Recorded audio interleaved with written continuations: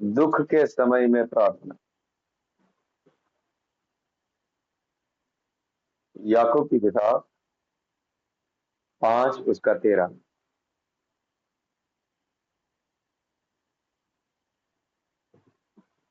याकूब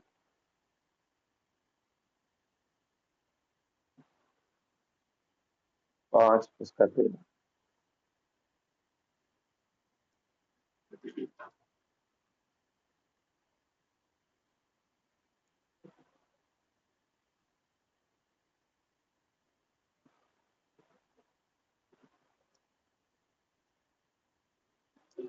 यदि तुम में कोई दुखी है तो वो प्रार्थना करें।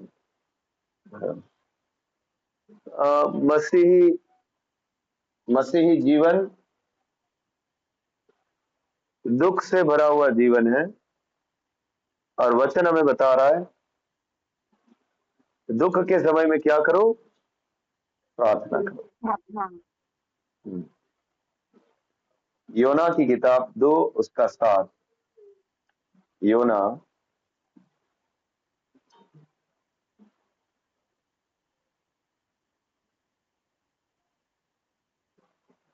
उसका 2 का 7।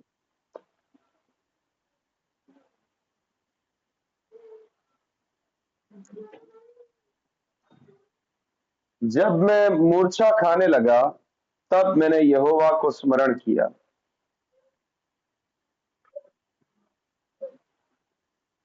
और मेरी प्रार्थना तेरे पास और इन तेरे पवित्र मंदिर में पहुंच गई।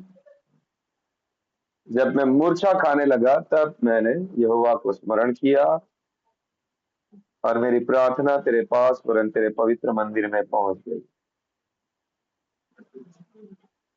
लूका 22 उसका 44। यहाँ योना भी दुख में परमेश्वर को प्रार्थना करता है। हाँ। लूका 22 उसका 44। लूक 22:44।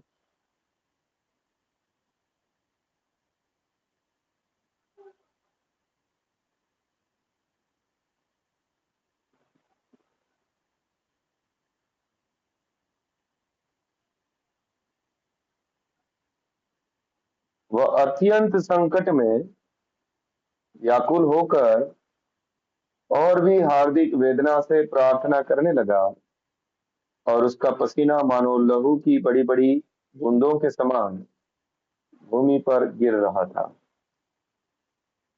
हाँ, यहाँ पे भी हम देखते हैं प्रभु यीशु मसीह अत्यंत संकट में है, और वो व्याकुल होकर और ज्यादा प्रार्थना करने लगे। वेदना के साथ उन्होंने प्रार्थना करना शुरू कर दिया। भजन संहिता 50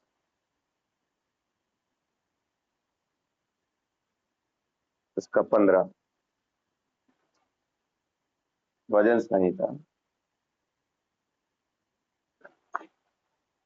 50 उसका 15।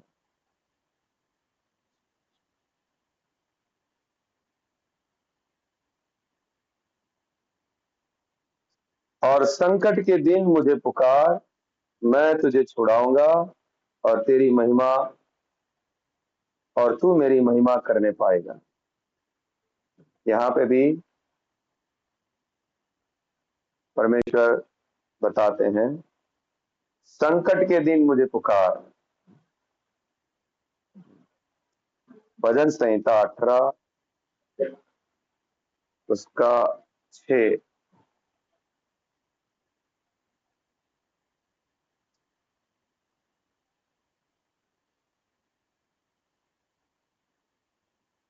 भजन संहिता 18 उसका 6।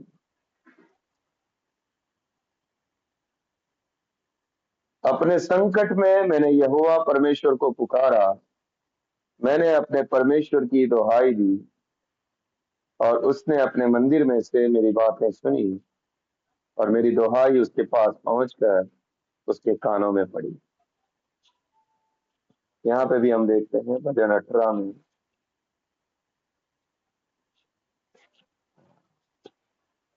भजन 18 में भी 18 का 6 में, संकट में मैंने यहोवा को पुकारा।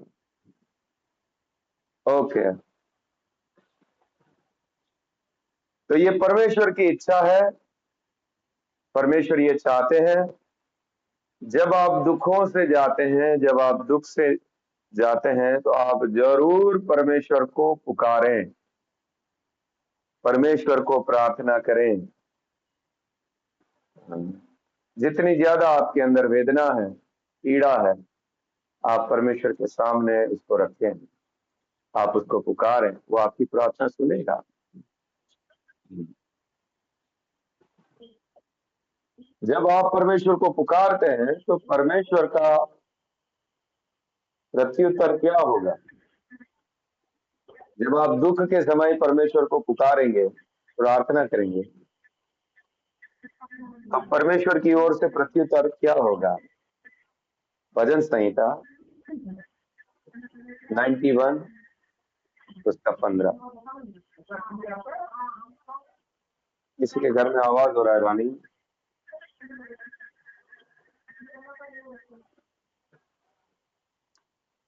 नाइन्टी वन उसका 15।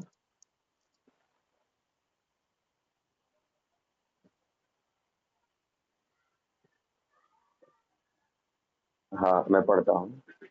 जब वह मुझको पुकारे, तब मैं उसकी सुनूंगा, संकट में मैं उसके संग रहूंगा। जब आप तकलीफ में उसको पुकारेंगे तो परमेश्वर जरूर सुनेगा। और दूसरा बात, संकट में वो हमारे साथ रहेगा। अगर वो संकट से छुड़ाएगा नहीं तो भी परमेश्वर की इच्छा है कि आप उस संकट में रहें, तो उस संकट में जब तक आपको उस संकट से जाना है तब तक वो आपके साथ रहेगा। उसके बाद मैं उसको बचाकर उसकी महिमा बढ़ाऊंगा।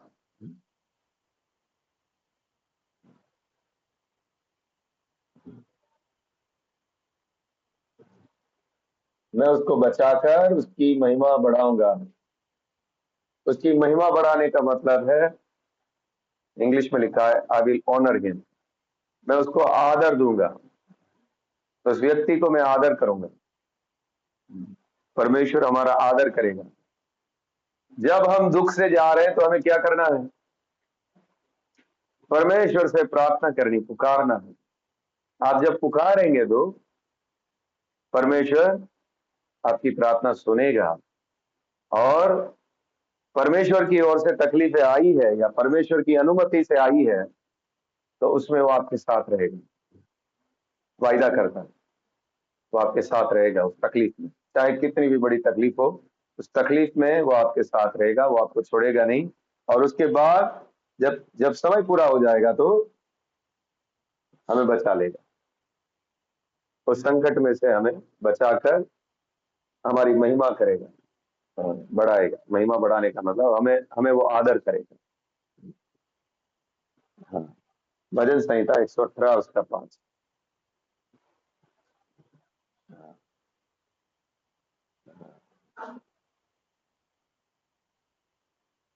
118 उसका 5।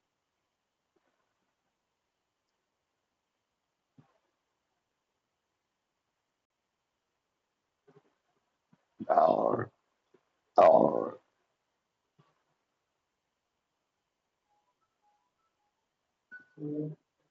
मैंने सकेती में परमेश्वर को पुकारा, परमेश्वर ने मेरी सुनकर मुझे चौड़े स्थान में पहुंचाया। सकेती यानी दबाया हुआ हूं मैं चारों तरफ से। सकेत यानी बहुत सकेत द्वार हम बोलते हैं, छोटा, बहुत ही चारों तरफ से मैं दबाया हुआ हूँ। मेरे ऊपर चारों तरफ से भार आया हुआ है, सकेती में। तो जब मैं इस तरह की स्थिति से जा रहा हूँ, चारों तरफ से मुझे परेशानी है, मैं दबाया हुआ हूँ, तो जब मैं पुकारूंगा तो मुझे चौड़े स्थान में लेकर आएगा। इसका मतलब चौड़े स्थान में लेकर आने का मतलब चौड़े स्थान में पहुंचाया, उस सकेती में से निकाल दिया। तो जो दबाव था मेरे ऊपर चारों तरफ से, उसमें से मुझे निकाल दिया, मुझे चौड़े स्थान में लेकर आया। अभी जैसे करण भाई को पुलिस केस चल रहा है, तकलीफ है इधर से उधर से, इधर से उधर से, सकेती में है, और परमेश्वर फिर उसको सकेती से निकालकर चौड़े स्थान में लेके आने का मतलब वो सकेती सब हटाएगा। धीरे धीरे वो सब जो है वो हटाकर उसको आजाद कर देगा। ये है, जब हम दुखों में तकलीफों में उसको पुकारते हैं, सकेती में उसको पुकारते हैं, तो सकेती दूर करता है। हाँ जी, ये कौन सा विषय है? दुख के समय में हमें परमेश्वर की इच्छा है कि हम उससे प्रार्थना करें। हम परमेश्वर को बोले, प्रभु मैं ये तकलीफों से जा रहा हूं, मुझे तेरी सहायता की जरूरत है, मुझे तेरी उपस्थिति का एहसास की जरूरत है, तो मेरे साथ में रहे प्रभु। ये तकलीफों में मेरा विश्वास ना टूटे, मेरा हिम्मत को बढ़ा प्रभु, मुझे शक्ति दे प्रभु इसको लड़ने के लिए। मेरे साथ में तू रहे प्रभु, मुझे ऐसा दिखना चाहिए तू मेरे साथ में है, तो मुझे सहायता कर प्रभु। मैं चारों तरफ से दबाया हुआ, मुझे तू मदद कर प्रभु, मुझे इस सकेती से निकाल प्रभु। परमेश्वर चाहता है कि हम इस प्रकार से प्रार्थना करें, हार्दिक वेदना से प्रार्थना करें। मेरे से नहीं होती है हार्दिक वेदना से। कई लोग आंसुओं के साथ, दाऊद राजा ऐसा करता था, रो रो कर प्रार्थना करता था, मेरे दुश्मन देख प्रभु, मेरी निंदा करते हैं प्रभु, देख प्रभु मुझे दुखी करते हैं प्रभु। वो ऐसे बच्चे के जैसा प्रार्थना मेरे से नहीं होता है इससे। लेकिन मैं कोशिश करना चाहता हूँ, ऐसी प्रार्थना करूं मैं हार्दिक वेदना से, मेरे दर्द में प्रभु को बताऊं, मेरे को ये ऐसा हो रहा है, ऐसा हो रहा है। तो परमेश्वर चाहते हैं कि हम पुकारें, हम अपने दुखों को, अपने तकलीफों को प्रभु के सामने रखें, उनको बोले मुझे मदद कर, मुझे तेरी सहायता की जरूरत है, मुझे तेरी एहसास होना चाहिए तू मेरे साथ है प्रभु, मुझे हिम्मत दे प्रभु, मुझे इसमें लड़ने के लिए शक्ति दे प्रभु। परमेश्वर आप जब प्रार्थना करेंगे तो सुनेगा। एक ही कारण पे वो सुनेगा नहीं, आपको कुछ मना किया गया था लेकिन फिर भी आप उस बातों को, उन पापों में जाना चाहते हैं, तब आपके पाप की वजह से अगर कोई दुख आया है, और तब परमेश्वर आपकी नहीं सुनेगा। परमेश्वर ने आपको बार बार दिखाया था कि तू ऐसा मत कर, मत कर, मत कर, लेकिन आप जानबूझकर उन पापों में गए। अब जब पाप के कारण आपके जीवन में दुख आया है, तब आप जब पुकारते हैं तब वो नहीं सुनेगा। लेकिन अगर आप धर्मी जीवन जी रहे हैं, प्रभु के भय में चल रहे हैं, और तब आपके जीवन में दुख आते हैं, तब जब आप परमेश्वर को पुकारते हैं तो वो आपकी सुनेगा, आपको सकेती से निकालेगा, वो आपके साथ में रहेगा।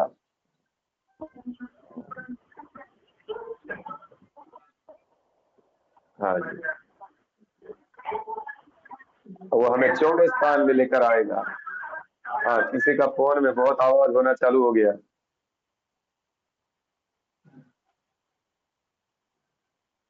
हाँ, और एक वचन फिलिपियों 4:6 और 7,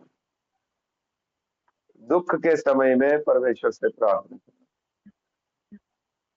जी ब्रदर, हम सब भजन संहिता 118:5 के बाद हम सबको आवाज नहीं आ रही थी। किसके बाद नहीं आ रही थी? 118 भजन संहिता 118 का 5 के बाद से आवाज नहीं आ रही हम सबको। ओ 118 एक मिनट, 118, हाँ तो वहीं तक है अभी तक, उसके बाद आगे गए ही नहीं। उसके बाद सब वचन कौन सा था, नहीं आया? हाँ, अभी फिलिपियो 4 का 6 और 7।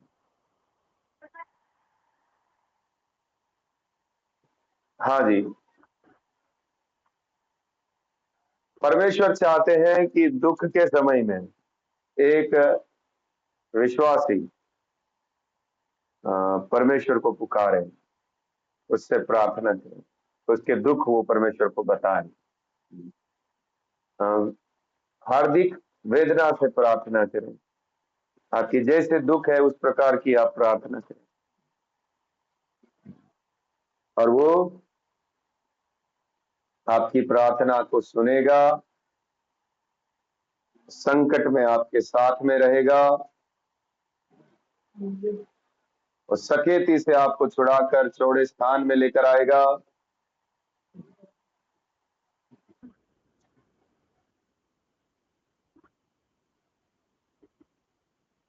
ओके, अब एक और वचन देते हैं, फिलिपियो 4 उसका 6 और 7।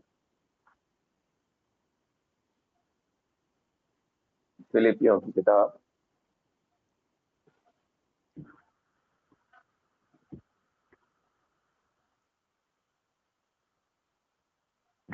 4 उसका 6 और 7। किसी भी बात की चिंता मत करो, परंतु हर एक बात में तुम्हारे निवेदन, प्रार्थना और विनती के द्वारा धन्यवाद के साथ परमेश्वर के सम्मुख उपस्थित किए जाएं।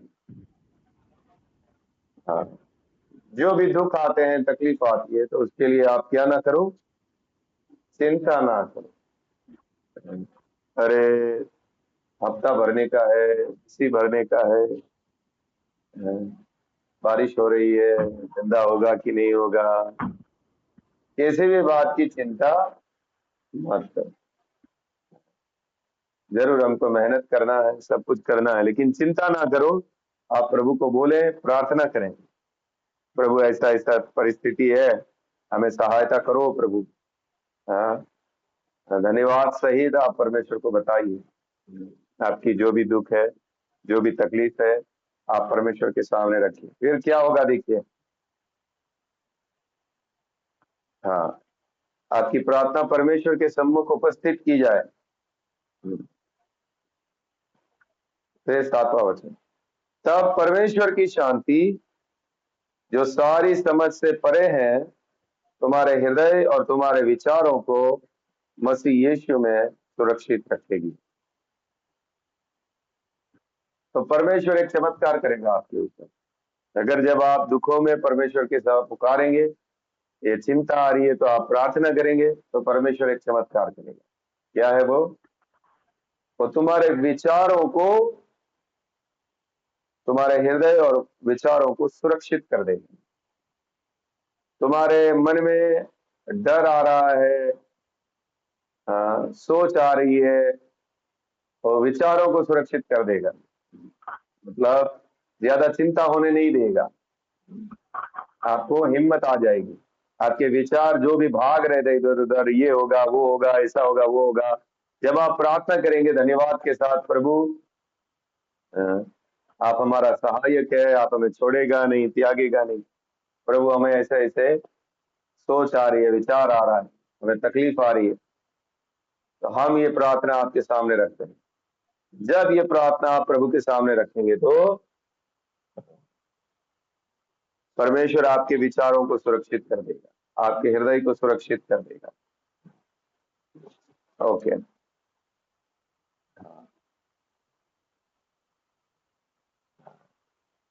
तो पहली बात, आप जब दुख से जाते हैं तो आप परमेश्वर को पुकारें, और हमें साहस देने वाली बात यह है कि परमेश्वर सुनेगा। दूसरी साहस देने वाली बात यह है कि वो हमारे साथ रहेगा। इसी बात से हमको हिम्मत बढ़ जाएगा। कितना भी दुख होगा तो हमारा हिम्मत बढ़ जाएगा, वो हमारे साथ में है, वो हमें साहस देगा। हाँ, वो हमारी प्रार्थना सुनेगा, वो हमारे साथ है करके दिखाएगा, तब हमारा साहस को बढ़ा देगा।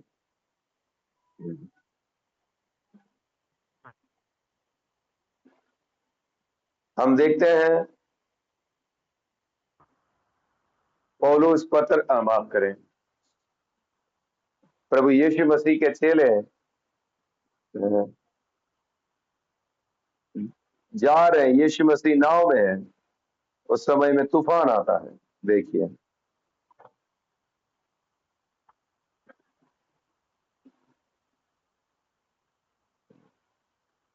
मत्ती की किताब उसका 8,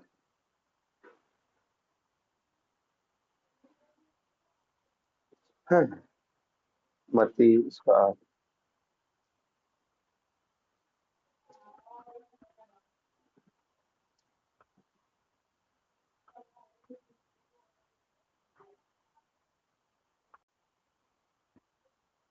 आठ का 23 से पढ़ते हैं।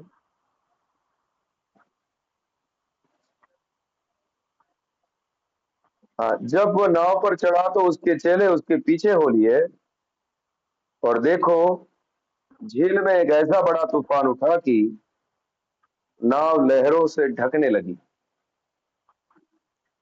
और वो सो रहा था।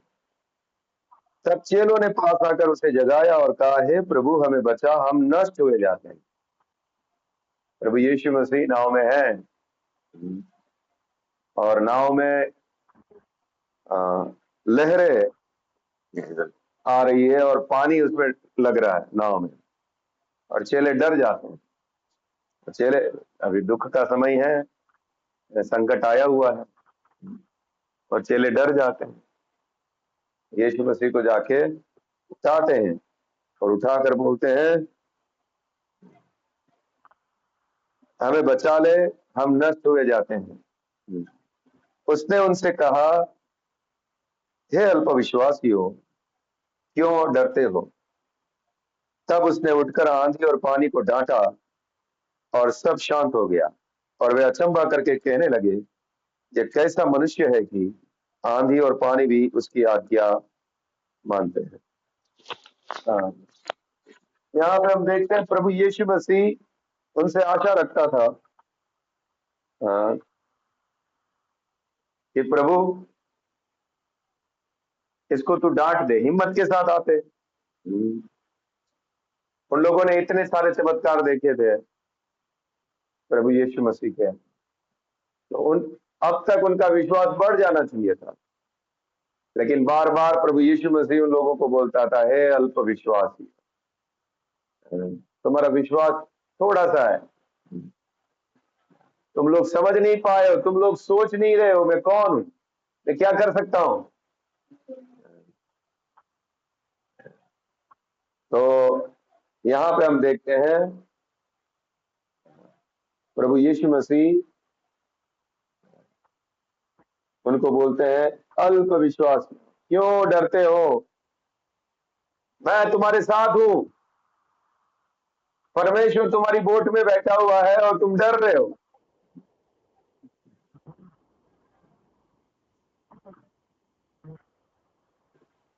ऐसा होता तो प्रभु यीशु मसीह खुश हो जाता है।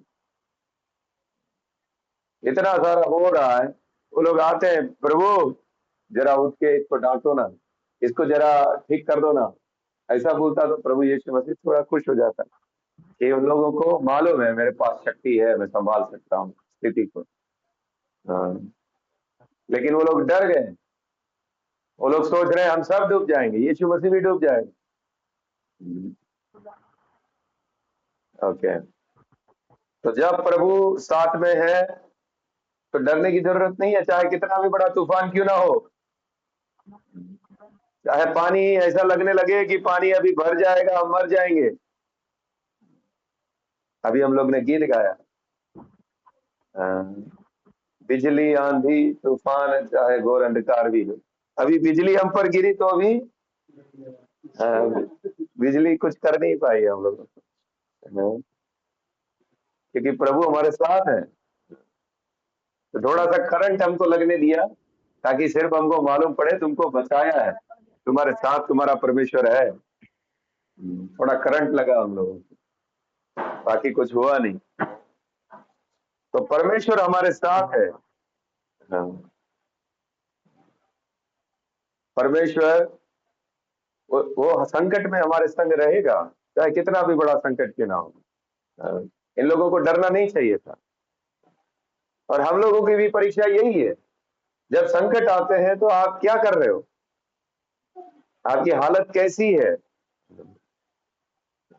मुझे याद है, ये रवि को जब तकलीफ आ गई थी, उसकी मम्मी बोल रही नहीं नहीं नहीं, उसको हॉस्पिटल लेके जाना ही है। नहीं बाबा, मेरे को कुछ नहीं सुनना है। मैं देखा उसका विश्वास नहीं है। अ, वो डर गई है, उसके बेटे को कुछ हो जाएगा, वो डर गई। तो उन लोगों ने सोचा था मैं जाऊंगा। कौन कौन में कोई बात कर रहा है, कौन है? हमारे साथ भी એવું કરે જ્યારે ગુજરી પડે પણ અમે વિશ્વાસ કર્યો कौन बात कर रहा है? सर जी, अपनी साथी तो प्रभु હતા तो भी लोग प्रभु ने कहे तू उसने बचाओ। अभी साथी तो प्रभु गुजराती भाषा में कोई बात कर रहा है, गुजराती भाषा में। हाँ ये किंजल, पढ़े लिखे किंजल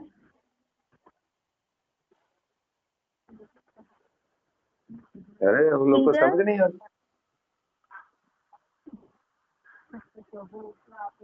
किंजल हाँ म्यूट करने किंजल। अरे तो તમે લોકો વચન નથી સાંભળતા, કઈક અલગ જ કહાની ત્યાં ચાલુ થઈ ગઈ।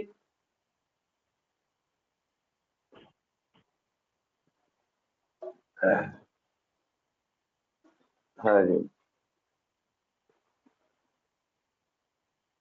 तो विश्वास नहीं था इंदु बहन को, तो घबरा गई कि क्या हो जाएगा क्या हो जाएगा।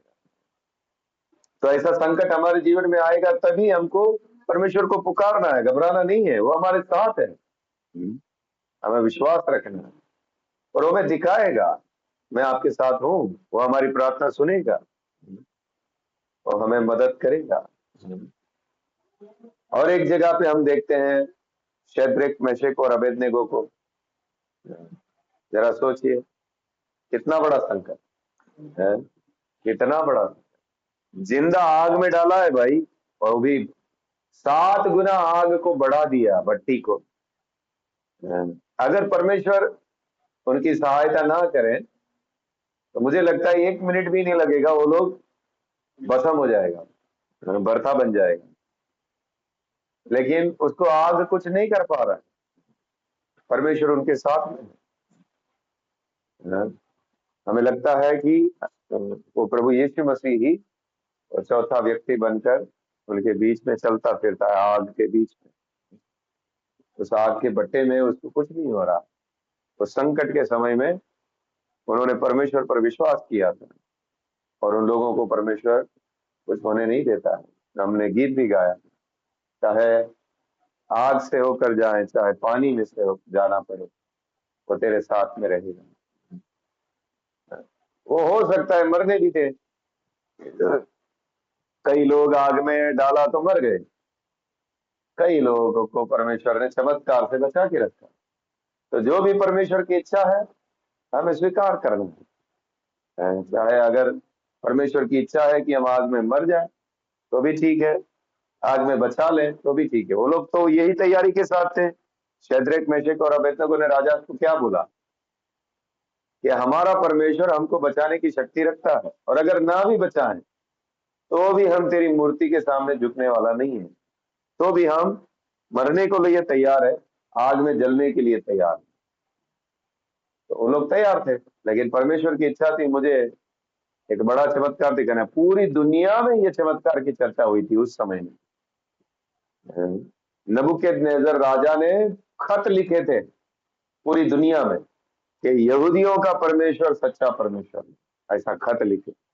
ये 3 लोगों की वजह से इतना बड़ा पराक्रम परमेश्वर ने प्रकट किया कि वो कैसे बचा सकता है लोगों को। या तो दुख के समय में हमें क्या करना, हमें परमेश्वर को पुकारना,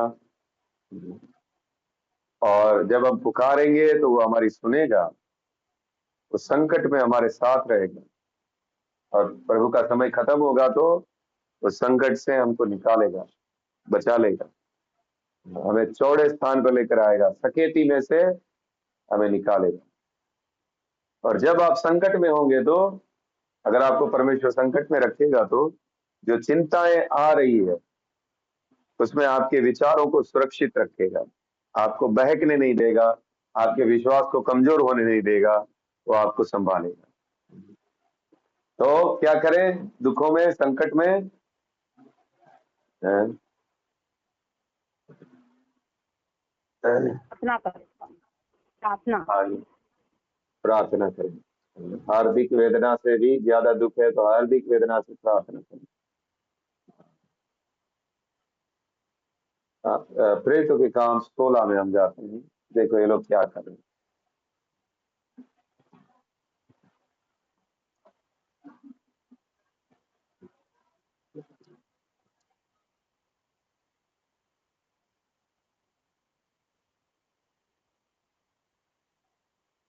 हम देखते हैं यहाँ पे पौलुस और सिलास प्रचार करने के लिए जाते हैं फिलिपी में, फिलिपी शहर में।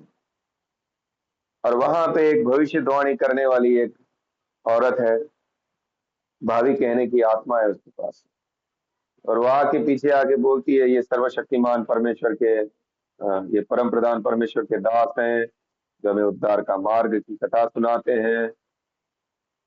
तो पौलुस नहीं चाहता था कि दुष्ट आत्मा हमारी गवाही दे कि हम कौन है। तो बहुत दिन तक तो उसने सहन किया। एक दिन उसने दुष्ट आत्मा को डांटा, निकल जाए इसमें से। तो दुष्ट आत्मा निकल गया, पौलुस परेशान हो गया।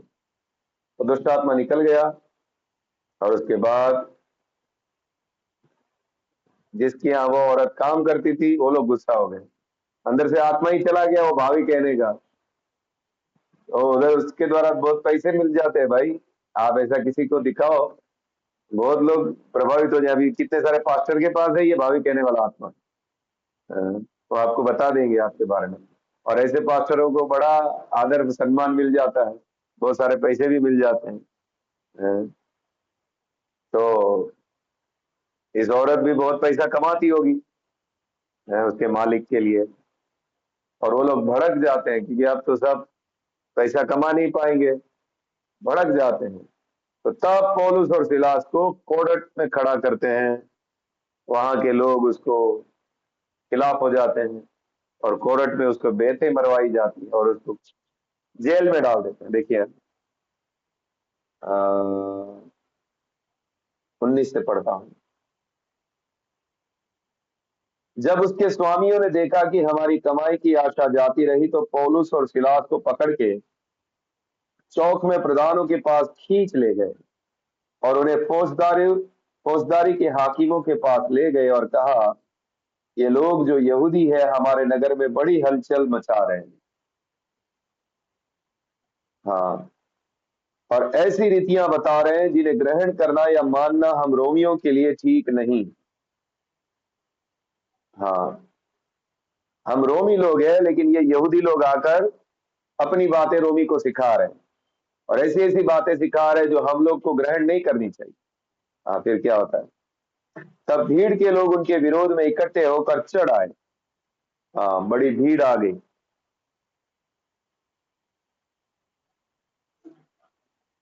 और हाकिमों ने उनके कपड़े फाड़कर उतार डाले। जरा देखो कैसी हालत की है। अभी साहिल प्रचार करने गया, साहिल के कपड़े ही फाड़ डाले। पौलुस सिलास के सब कपड़े फाड़ के उतार दिए, नंगा कर दिया उन्होंने। हाँ, फिर